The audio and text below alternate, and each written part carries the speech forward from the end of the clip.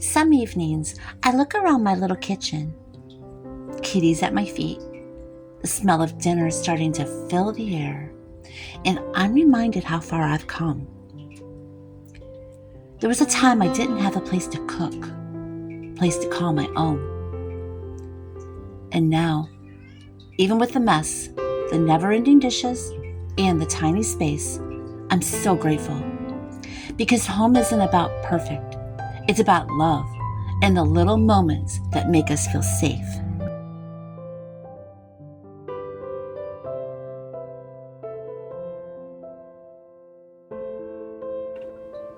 There's something about a small home. It teaches you things a big house never could. It's not just about making every square inch count.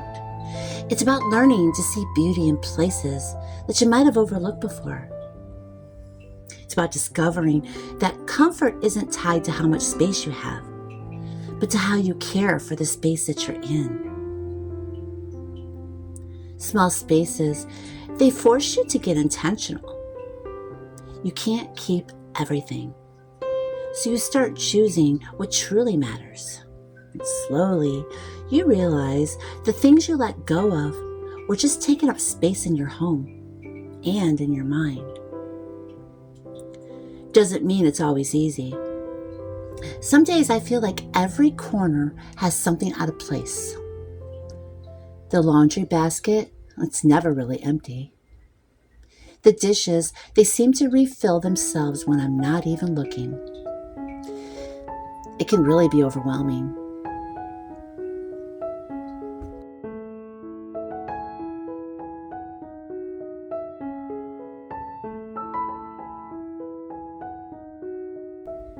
Just this morning, I walked into the kitchen after finishing the breakfast dishes.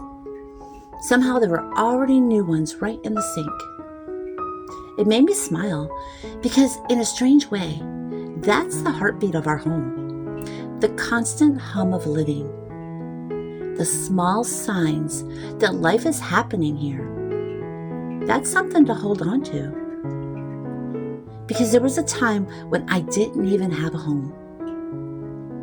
I remember all those nights sleeping in my car, wondering if I'd ever have my own kitchen again. So now, even when the sink is full, I'm thankful for it. I would rather wash dishes in a home I love than have no dishes to wash at all.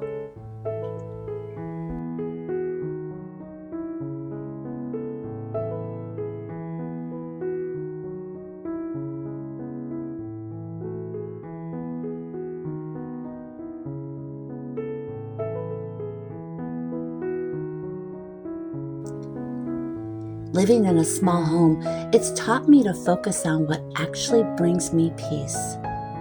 And here's the truth. Peace doesn't usually come from having everything perfectly clean. It comes from noticing the little things. Like the sunlight that comes through the front window in the afternoon, spills across the living room floor. Or the smell of bread baking in the oven. Or the way the house feels when it's raining outside. Safe, warm, quiet.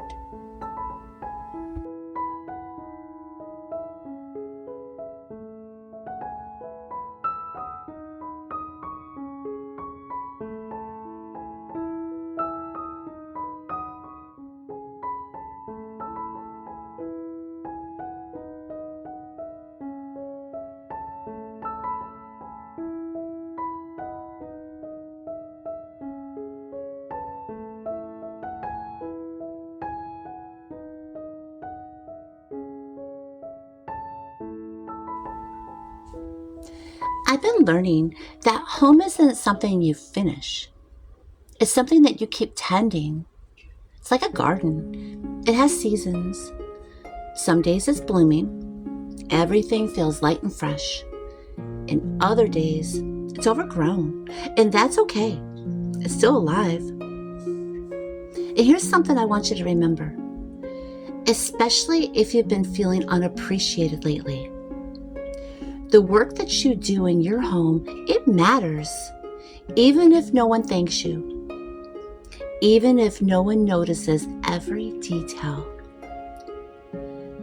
The love you pour into your home, it has a way of staying in the air, in the walls, in the memories being made right now.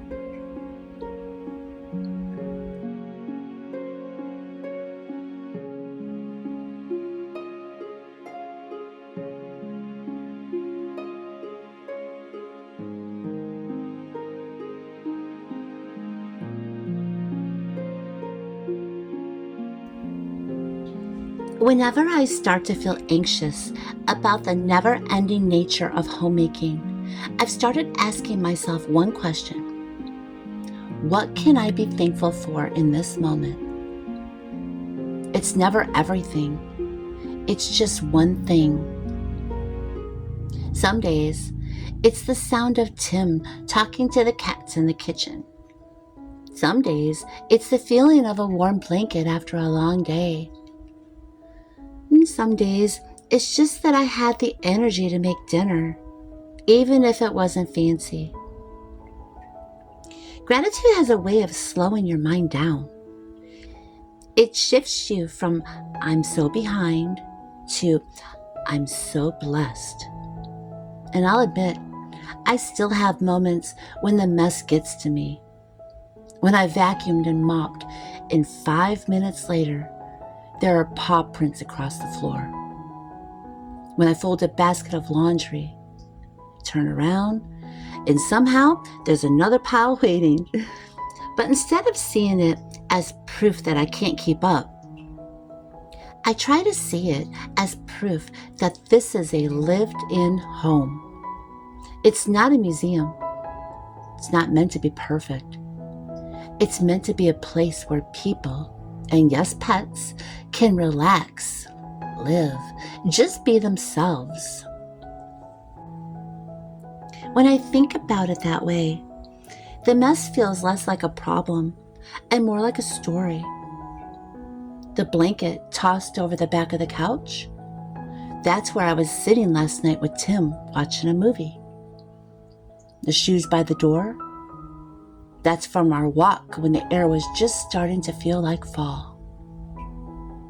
The extra dishes in the sink, that's from lunch that we shared together. Every little thing, it's a sign of life here.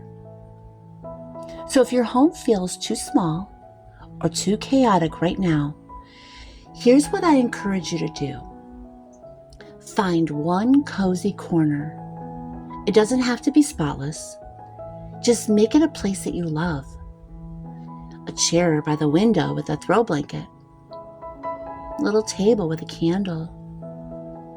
Maybe it's a shelf with your favorite books. Give yourself a spot where you can breathe, even if the rest of the house is busy and full. And make time for yourself in the middle of all the caring that you do for others. Even 10 minutes with a cup of tea or a cup of hot coffee, it can help you reset. You can't pour out what you don't have, and your home needs you to be well. The truth is, small homes have a way of keeping you close to the people you love, to the life you're building, to the heart of what matters. And maybe that's the real beauty of them. Because in the end, home isn't measured in square feet. It's measured in the warmth you create, the memories you make, and the peace that you choose to let in.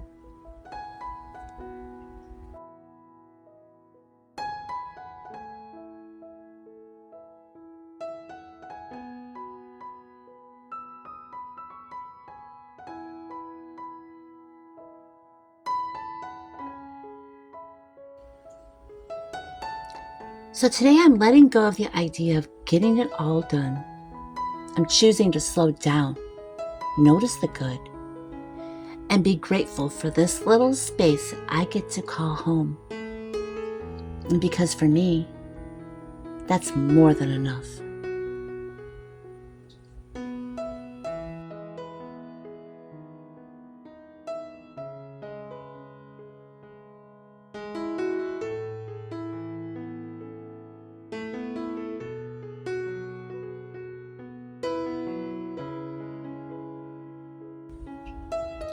The more I think about it, the more I realize that a home, it just isn't a place we live in.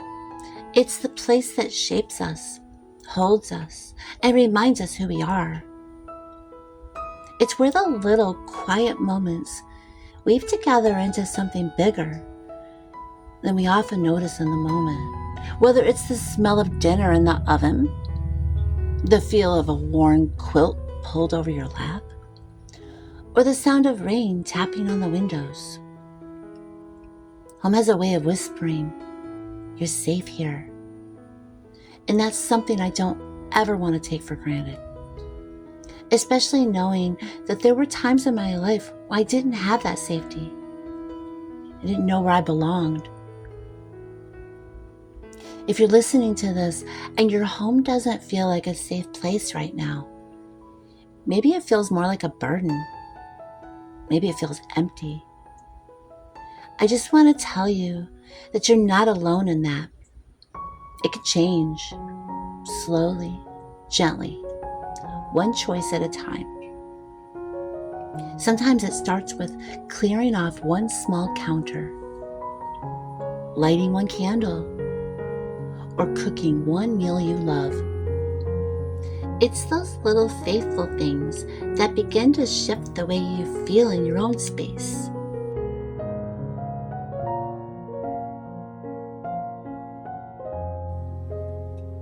And if your home already feels like your refuge, treasure it. Let it remind you to take care of yourself just as tenderly as you care for the people and things within its walls. I've learned that when we pour love into our homes, it has a way of giving that love right back to us. So as we wrap up today, I want to leave you with this. Your home doesn't have to be perfect to be beautiful. It doesn't need to be spotless to be sacred. It just needs to be lived in with love. The messes, the meals, the laughter, the quiet evenings, they're all part of the story that your home is telling. And someday, you might just look back and realize that these were the moments that mattered the most. I think one of the most surprising things that I've learned over the years is that peace at home, it doesn't happen when everything is done. It happens when we stop waiting for done to arrive. Let's be honest, the dishes will be back and the laundry will return, and the floors will never ever stay the way we want them to. I used to think I had to get ahead of it all before I could truly relax. But there's no ahead in homemaking. There's only right now. And when I started giving myself permission to rest, even when the to-do list was still full, I started to realize the world didn't fall apart. In fact, my home felt more loving because I felt more loving. It's strange. I can walk into the kitchen after making dinner, see the sink full again, and instead of complaining, I try to think, that's the sign of a home that's been lived in today. Someone was here. Someone was fed.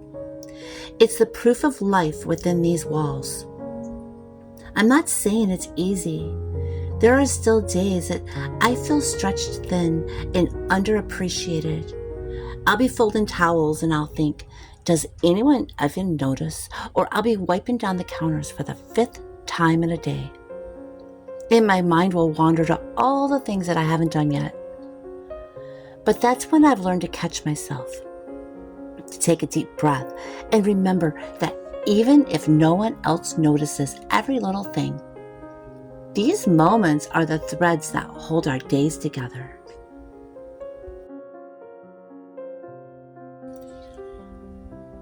If you're feeling anxious or overwhelmed, start there with one thing.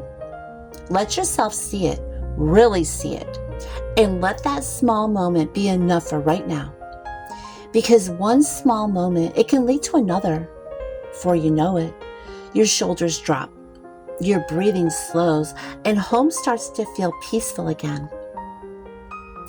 I've also learned that homemaking doesn't have to be constant motion.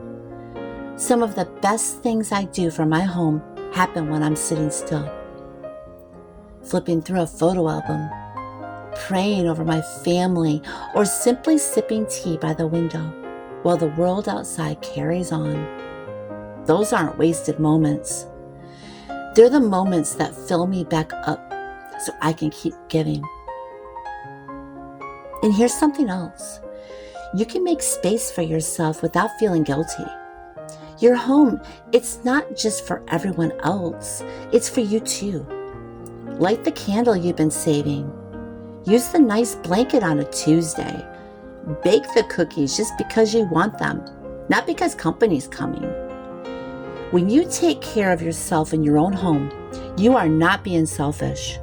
You're building a stronger, calmer version of you that will naturally spill into every other corner of your life.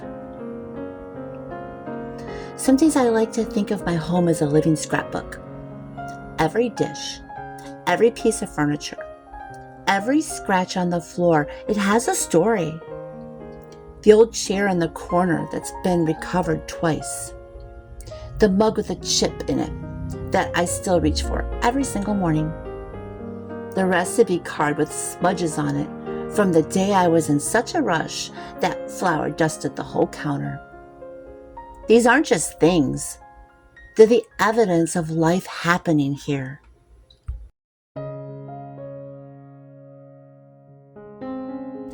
And yes, there are the less beautiful parts, the messes, the clutter, the times when it all just feels like too much.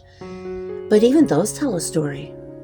That cluttered corner, it means we have what we need and more. That messy kitchen, it means someone was fed. That pile of laundry, it means someone has clothes to wear. When you start to see your home through that lens, the imperfections, they don't seem so heavy. I know not every day is going to feel inspiring. There's going to be mornings when I wake up already tired, and when I feel like the weight of everything I have to do is just going to swallow me whole. On those days, I remind myself, my home is here to help me, not to harm me. And even if all I can manage is to open the blinds and let in the light, that's enough. Home isn't about doing it all. It's about doing what you can with the love you have and in the time that you've been given.